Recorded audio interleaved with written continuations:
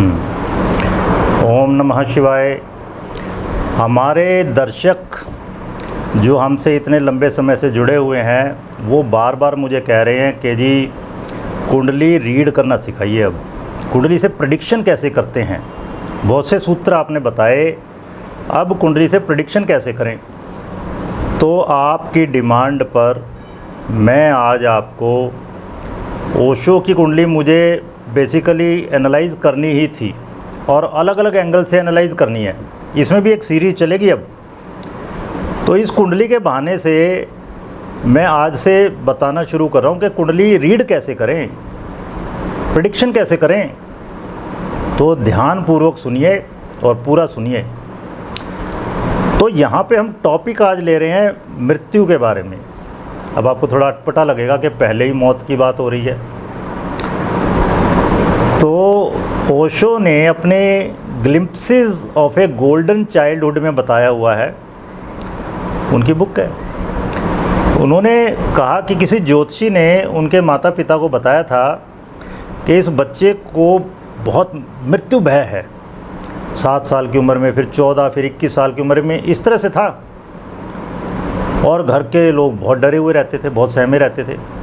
तो 7 साल की उम्र तो खैर अबोध होती है। तो 14 साल की उम्र में उन्होंने बताया हुआ है कि मैं खुद ही वॉलंटरीली 7 दिन की छुट्टी लेकर, स्कूल से 7 दिन की छुट्टी लेकर, वो गाडरवाड़ा गांव था, छोटा कस्बा, वहाँ पर शिव मंदिर में पुजारी से मिले कि जी मुझे यहाँ अलाउ कर दो 7 दिन के लिए। तो वहाँ लेट गए, मतलब उन्होंने अपने आप को अर्पित कर दिया मृत्यु को, यम को। 7 दिन के लिए उन्होंने प्रतीक्षा की मृत्यु की। और वो आप देखो, एक तो भगवान शिव का मंदिर, मृत्यु के देवता है, महादेव हैं। फिर उन्होंने बताया उजाड़ था, वो सुनसान था, कोई विरले ही आता जाता था। ये भी शनि से संबंधित है, मृत्यु से संबंधित है। ये सारी बातें वास्तु से रिलेटेड, कि सुनसान हो, उजाड़ हो, वीराना हो, पीपल का पेड़ है, सब शनि से रिलेटेड है ये। और शनि भी मृत्यु के देवता हैं, मृत्यु के ग्रह हैं। अब उन्होंने प्रतीक्षा की, उन्होंने बताया कि मेरे ऊपर से सांप चला गया और कई जीव जंतु जो जहरीले थे, और कोई मृत्यु नहीं हुई। तो अब वो जगह मृत्यु बोध स्थल के नाम से मशहूर है और उनके शिष्य वहाँ जाते हैं, दर्शन करते हैं, वहाँ साधना करते हैं। बल्कि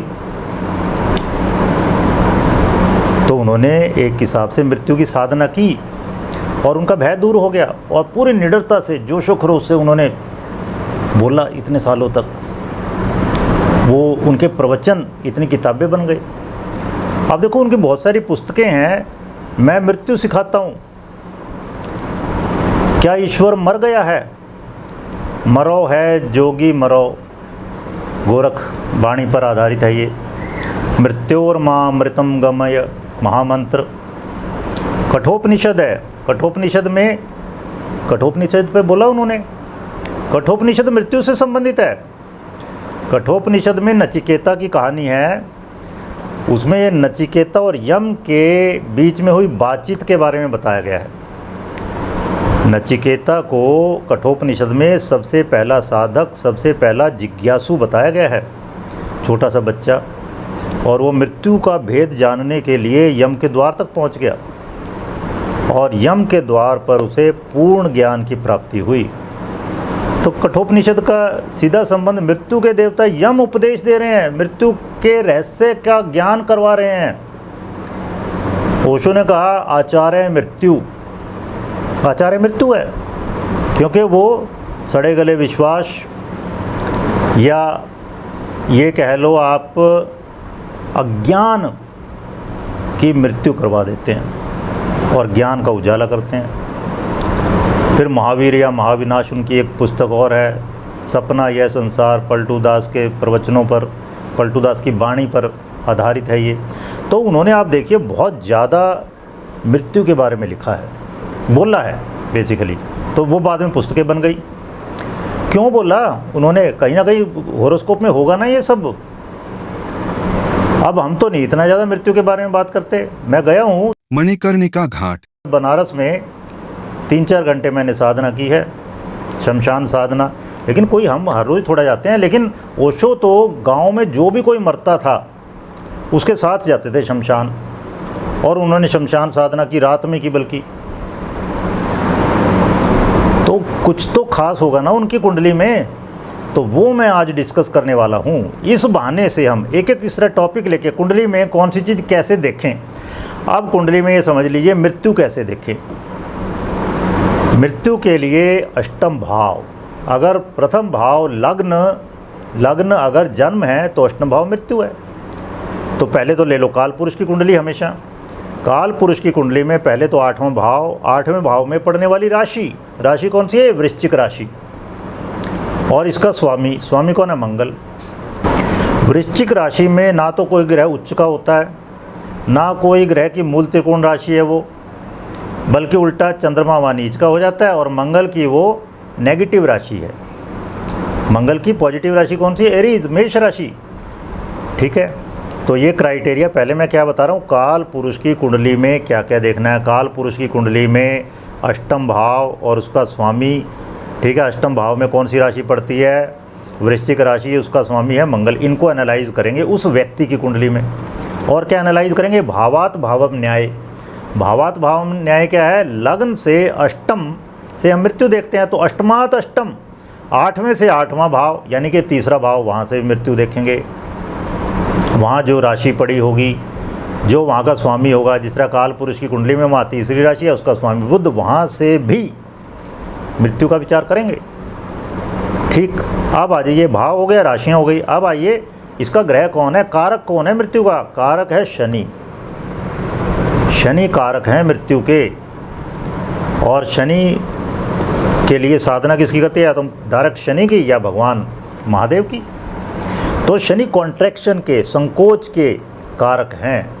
ठीक है, तो शनि उस कुंडली में देखेंगे। अब आइए, उस खुद की कुंडली में क्या क्या देखना है। जिस भी व्यक्ति की कुंडली एनालाइज करनी है आपने, उसमें क्या देखना? वही अष्टम भाव, अष्टम भाव में कौन सी राशि पड़ी है और उसका स्वामी, इसको एनालाइज करना है। और फिर भावात भावम न्याय, वही अष्टमात अष्टम यानी तृतीय भाव, उसमें कौन सी राशि है, कौन से ग्रह बैठे हैं, उसका स्वामी, और फिर वही शनि। तो अब आइए, ओशो की कुंडली एनालाइज करते हैं हम।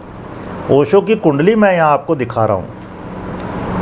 पहली बात तो आप देखिए, लग्न में वृषभ राशि है और ये राशि 29 अंश से भी ज़्यादा है लग्न। तो इसका मतलब क्या हुआ? दो राशियों का प्रभाव पड़ेगा। लगभग राशि अंत में है लग्न, तो इसका मतलब क्या है? लग्न में वृषभ और मिथुन दोनों राशियों का प्रभाव आएगा। ठीक है, दूसरे भाव में किसका प्रभाव आएगा? केवल तीसरी राशि नहीं, चौथी राशि का भी लगभग 50-50%। इस तरह आ जाइए। अब अष्टम भाव में यहाँ पर कौन सी राशि पड़ रही है? आप देख रहे हो धनु राशि। तो यहाँ धनु के साथ साथ मकर राशि का भी प्रभाव आएगा। इस तरह रहेगा। और मकर राशि वैसे तो 9वें भाव में पड़ रही है, तो अष्टम भाव है मृत्यु, 9वां भाव क्या है? धर्म, अध्यात्म, परम ज्ञान, विवेक, विजडम, प्रज्ञा, उसका गहरा रोल रहेगा मृत्यु के साथ साथ। मतलब मृत्यु का उपयोग करना है अध्यात्म की सीढ़ियाँ चढ़ने के लिए, अध्यात्म के शिखर तक पहुँचने के लिए। अष्टम नवम के कॉम्बिनेशन का ये मतलब हुआ। तो आप देखिए, लग्नेश अष्टम में है। पहली बात तो लग्नेश कौन है? शुक्र, अष्टम में चला गया, 8वें भाव में, मृत्यु के भाव में चला गया। ठीक है, फिर वहाँ पर आप देखिए चंद्रमा भी वहीं बैठा है, चंद्र लगन भी वही हो गया, 2 लग्न हो गए। लग्नेश अष्टम में, चंद्रमा भी अष्टम में, रह गए सूर्य, 3 लग्न लेते हैं हम। सूर्य क्या है? 7वें भाव में बैठा है, लेकिन 8वीं राशि में, मृत्यु की राशि, काल पुरुष की कुंडली में जो मृत्यु की राशि है, 8वीं राशि, उसमें बैठा है सूर्य। तीनों लग्नों पर मृत्यु का प्रभाव है, देख रहे हो आप। फिर आप देखो अष्टम भाव में कितने ग्रह बैठे हैं। अष्टम भाव में मंगल, बुध, शुक्र, चंद्रमा और शनि, 5 ग्रह बैठे हैं अष्टम भाव में। उनमें से केवल एक मंगल छिटक के वो चला जाता है भाव कुंडली में सप्तम में, ठीक है, लेकिन फिर वही वहाँ पे 8वीं राशि है। तो इतना ज़्यादा प्रभाव यहाँ पे आ रहा है। और आगे सुनिए, अभी तो हमने आपको बताया था अष्टमात अष्टम, 8वें से 8वां, 8वें से 8वां कौन सा है? तीसरा भाव। इस कुंडली में तीसरे भाव का स्वामी कौन है? चंद्रमा। वो कहाँ चला गया? 8वें भाव में, अपने से छठे में, लग्न से 8वें में चला गया। और 8वें का स्वामी कौन है? गुरु। वो कहाँ चला गया? वो अपने से 8वें में चला गया, चंद्रमा के भाव में। मतलब यहाँ तीसरे और 8वें का परिवर्तन योग है। जो दो मृत्यु के भाव हैं, तीसरा और 8वां, लग्न से 8वां, अष्टमात अष्टम तीसरा, तीसरे का स्वामी चंद्रमा, 8वें का स्वामी गुरु, दोनों में परिवर्तन योग है। देख रहे हो आप कितना ज़्यादा मृत्यु का प्रभाव है दिमाग में, मनोमस्तिष्क में, शरीर में, आत्मा तक में। वो बात जीन में वो बात गई हुई है। इसीलिए ज्योतिषियों ने कहा होगा कि जी बहुत भारी है, बचपन में जीना बड़ा मुश्किल है। और देखिए और बातें,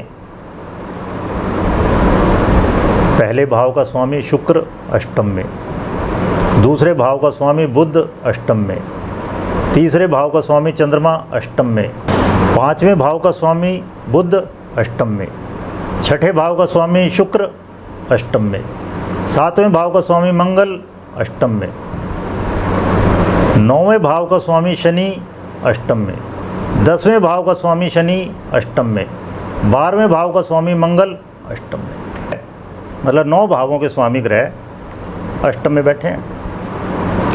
अब आज ये चौथे भाव की बात कर लेते हैं। चलो, चौथे भाव में 5वीं राशि है, इसका स्वामी कौन है? सूर्य है। वो खुद 8वीं राशि में है। काल पुरुष की कुंडली में जो अष्टम भाव में पड़ती है मृत्यु की राशि, उसमें बैठा सूर्य। अब आइए अष्टम भाव, अष्टम भाव का स्वामी कौन है? गुरु। वो खुद अष्टमात अष्टम तीसरे में चला गया। और उसने किससे एक्सचेंज किया? चंद्रमा से, जो खुद अष्टम में आ गया। इसका इतना गहरा रिलेशन हो गया, देखो 8वें से। 8वें भाव के स्वामी गुरु ने तीसरे भाव के स्वामी चंद्रमा के साथ एक्सचेंज कर लिया। कितना गहरा प्रभाव है अष्टम का। अब रह गया केवल एक एकादशेष। एकादशेष खुद गुरु है और वहाँ पर बैठा राहु। गुरु खुद एकादश को देख भी रहा है।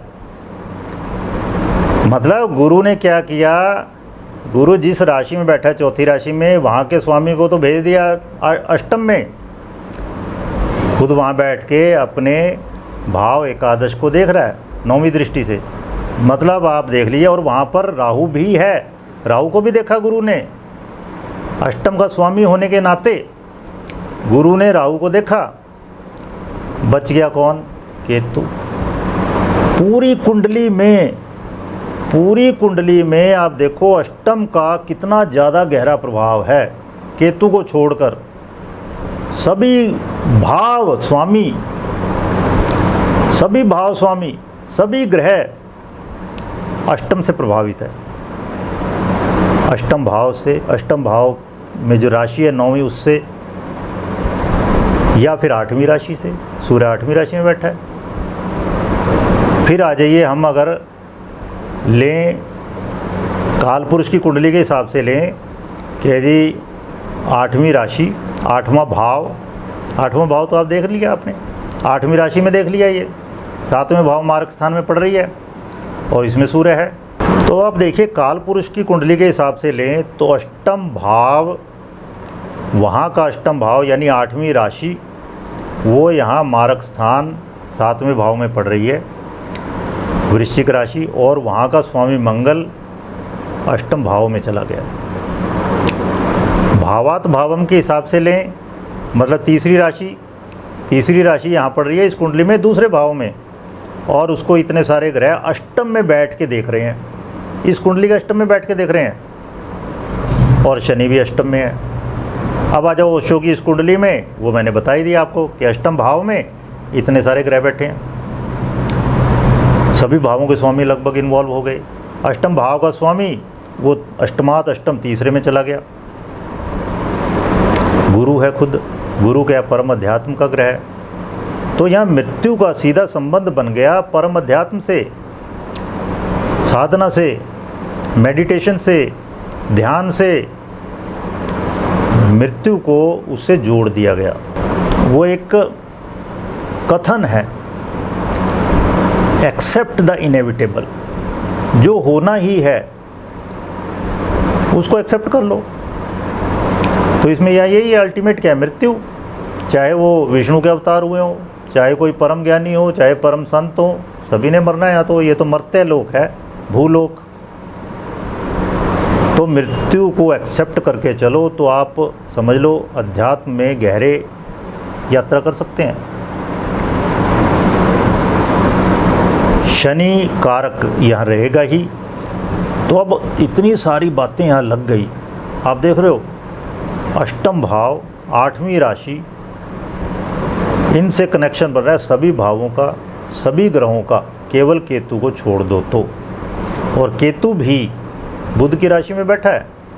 मतलब केतु का डिस्पोजिटर, केतु का भावेश कौन है, बुध। वो खुद अष्टम में चला गया। पूरी कुंडली पर अष्टम भाव का, अष्टम के स्वामी का, 8वीं राशि का प्रभाव है। कोई भाव नहीं बचा, कोई ग्रह नहीं बचा।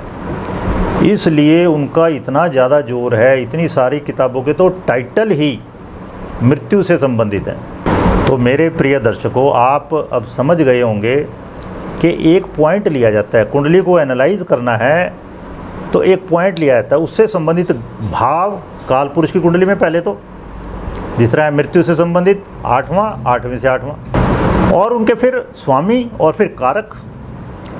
तो ये तो काल पुरुष की कुंडली हो गई। और फिर हम इसी को लेंगे उस पर्टिकुलर पर्सन की कुंडली में। तो जिस तरह यहाँ पर काल पुरुष की कुंडली थी जो, उसमें 8वीं राशि और तीसरी राशि ये देखनी थी हमने, दोनों मारक भाव में चली गई। यहाँ पे दूसरा और 7वां दोनों मारक भाव होते हैं। और उनके स्वामी हमने देख लिए, 8वीं राशि का स्वामी मंगल और तीसरी राशि का स्वामी बुध, दोनों अष्टम में है। शनि वो अष्टम में है जो कारक है मृत्यु का। फिर यहाँ पर हमने देख लिया 8वां भाव। 8वें भाव में हमने देखा कितने सारे ग्रह हैं, लगभग 9 भावों के स्वामी यही हैं। फिर अष्टमात अष्टम, यहाँ का स्वामी चला गया वहाँ पर, उच्च का हो गया, उच्च का हो गया गुरु। तो क्या हुआ, ये मृत्यु का कनेक्शन बन गया अध्यात्म से, ध्यान से, मेडिटेशन से, योग से, साधना से, परम ज्ञान से। षडाष्टक योग है, लेकिन गुरु जिसके घर में बैठा है, चंद्रमा के घर में, वो अपने से छठे में चला गया। गुरु के घर में अष्टम भाव में, लगन से अष्टम में, अपने से छठे में, तो षडाष्टक योग बन गया। तो इस वजह से बहुत सारे एलिगेशन लगे, बहुत सारी उनके बारे में भ्रांतियां फैली। उनकी मृत्यु एक रहस्य अभी तक, कि उनको जहर दिया गया था। वो बदनाम हुए सेक्स की वजह से। 7वें भाव, ये 8वें भाव में इससे सेक्स भी देखते हैं, 7वें 8वें से। इससे मृत्यु तो देखते ही देखते हैं, इससे गुह्य ज्ञान देखते हैं, गुह्य विद्याएं इन्होंने बहुत बोला। जो इंडोलॉजी कहते हैं, चाहे वो योग हो, ज्योतिष हो, मंत्र साधना हो, उन्होंने बहुत गहरे से बोला है। तो मैं धीमे धीमे ये सब बातें लूँगा आगे, कि वो सेक्स के बारे में क्यों उन्होंने इतना बोला, ऐसे ऐसे जोक उन्होंने सुनाए। फिर हंसोड़ भी थे वो खूब, बातूनी खूब थे। तो ये कैसे देखते हैं कुंडली से, तो एक एक पॉइंट लेके चलेंगे हम। इस बहाने आप सीख भी जाएंगे ज्योतिष में एनालाइज कैसे करते हैं, और फिर किस तरह से प्रेडिक्शन करना है। तो आपके जो भी प्रश्न हों, आप मुझे कृपया कमेंट सेक्शन में जाकर ज़रूर पूछिए। हम अपने व्हाट्सएप नंबर यहाँ दे रहे हैं। अभी हम एक कोर्स करने वाले हैं, रेमेडीज़ इन मिस्टिक साइंसेस। मतलब चाहे ज्योतिष हो, वास्तुशास्त्र हो, न्यूमरोलॉजी हो, टैरो कार्ड रीडिंग हो, योग शास्त्र हो, किसी में भी उपाय करने हैं। और उपाय मंत्रों के द्वारा, रंगों के द्वारा, रत्नों के द्वारा, यंत्रों के द्वारा, औषधियों के द्वारा, दान के द्वारा, पवित्र स्नान के द्वारा। मतलब 7 शास्त्र हम यहाँ बहुत डिटेल में, बहुत लॉजिकल मैनर में बताएंगे। उनके द्वारा कोई भी आप ये किसी भी विद्या में, ये मिस्टिक साइंसेज में किसी में भी उपाय कर सकते हैं। तो जो भी आप में से इंटरेस्टेड हैं, मुझे कृपया करके दिए हुए नंबर्स पर व्हाट्सएप कीजिए, हम आपको डिटेल भेज देंगे। तब तक अपना ख्याल रखिए। अगली वीडियो में हम ओशो की ही कुंडली किसी और एंगल से एनालाइज करेंगे। धन्यवाद।